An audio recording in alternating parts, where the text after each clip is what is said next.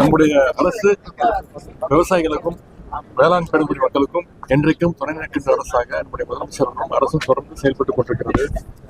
இது பொறுக்க முடியாமல் நேற்று இங்கே வரை தந்த நம்முடைய எதிர்க்கட்சி தலைவர் திரு எடப்பாடி பழனிசாமி அவர்கள் பல தவறான குற்றச்சாட்டுகளை பத்திரிகையாளர்கள் சொல்லியிருக்கிறார்கள்.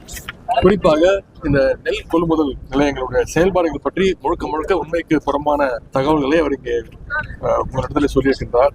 திறந்தவெளி கொள்முதல் நிலையங்கள்ல கொள்முதல் செய்யப்பட்ட நெல் மூட்டைகளை குடோனுக்கு எடுத்து செல்லாததால் அங்க புதிய நெல் மூட்டைகளை வைக்க இடமில்லை என்று ஒரு தவறான குற்றச்சாட்டை திரு எடப்பாடி பழனிசாமி அவர்கள் இங்கே சொல்லியிருக்கின்றார். வழக்கமாக குறுவை சாகுபடி காலத்துல அக்டோபர் 1ஆம் தேதி தான் நெல் கொள்முதல் நிலையங்கள் பொதுவாகவே திறக்கப்படும். ஆனால் நம்முடைய ஆட்சியில சென்ற வருடத்திலிருந்து டெல்டா விவசாயிகளுடைய கோரிக்கை ஏற்று செப்டம்பர் 1ஆம் தேதி, அதாவது ஒரு மாதத்திற்கு முன்பாகவே இந்த நெல் கொள்முதல் நிலையங்களை நம்முடைய முதலமைச்சர் அவர்கள் திறக்க உத்தரவிட்டிருக்கிறாங்க.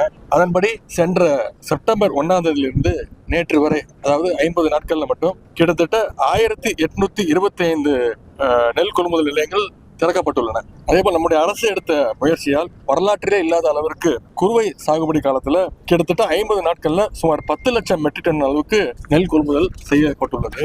அதுல 8 லட்சம் மெட்ரிக் டன், அதாவது 81%, 81% நெல் மூட்டைகளை குடோனுக்கு ஏற்கனவே கொண்டு செல்லப்பட்டுள்ளன. மீதமுள்ள 1,93,000 மெட்ரிக் டன் நெல் மூட்டைகளை குடோனுக்கு கொண்டு செல்கின்ற பணிகள் தொடர்ந்து விரைவாக நடைபெற்றுக் கொண்டிருக்கிறது. இன்னும் ஒரு வாரத்திலிருந்து 10 நாட்களுக்குள்ள அந்த பணிகளும் நிறைவடையும். குறிப்பாக டெல்டாவில் தஞ்சாவூர், திருவாரூர், நாகை, மயிலாடுதுறை மாவட்டங்கள்ல இன்னும் சுமார் 2 லட்சம் மெட்ரிக் டன் நெல் மூட்டைகளை வைக்கும் அளவிற்கு இடவசதியும் ஏற்படுத்தப்பட்டுள்ளது. ஆகவே புதிதாக கொள்முதல் செய்யப்படும் நெல் மூட்டைகளை வைப்பதற்கு இடம் இல்லை என்று எதிர்க்கட்சி தலைவர்கள் சொன்ன குற்றச்சாட்டு தவறான ஒரு குற்றச்சாட்டு.